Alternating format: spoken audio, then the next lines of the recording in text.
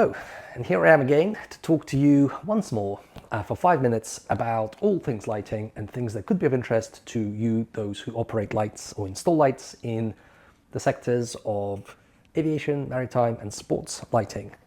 As always, please do share comments below, share the video with people who you think could benefit, and ultimately please use this as a reference tool to come back to improve your knowledge and give us feedback about the contents, whether good or bad. We'd like to hear about it.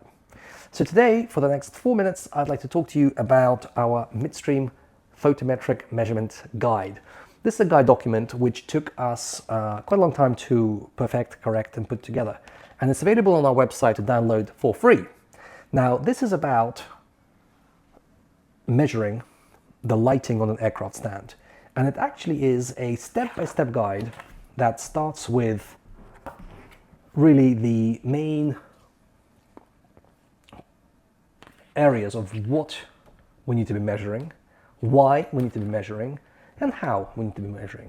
But ultimately, it goes through a step-by-step guide, ending up with the methodology that you need to implement to get your 15 measuring points on an aircraft stand for code A, B, C, and D aircraft stands, and the 25 measuring points you would need for code E and F aircraft stands, because they're much bigger, because you want to make sure that you're getting a more coherent lighting reading. You cannot really do that with 15 points, you need 25. So this really takes you through of how to do it step by step and what tools you need to actually undertake them.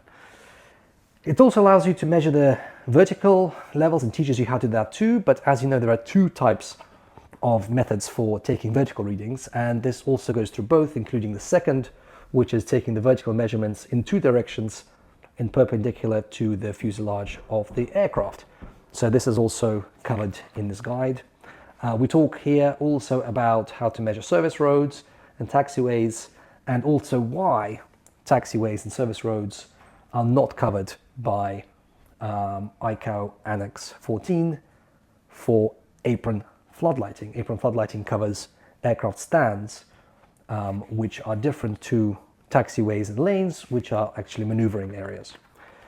And then it ends up with some things here for recording data, talks about some common mistakes and best practice, and allows you to have some information about aircraft stand selection, wingspan, and things like that. One of the things this does very well is it can become a document that you can incorporate into your own operating procedures. So many airports, in fact some major airports, have used this document and have as a guide and created their own copy of this for their own internal procedures. But one thing that's important is to have a set of standard procedures, to train people on this, to make sure it's followed and actually recorded at least annually, so that you can understand the trend and understand how your floodlights are performing. This is available for download, but we can also create a one-to-one training webinar, and we can do even a series of webinars if you have staff that need training on this. So please download this document, have a read, give us feedback, feel free to use it for your own documentation, and good luck. I hope you achieve compliance on all of your audits. Thanks very much.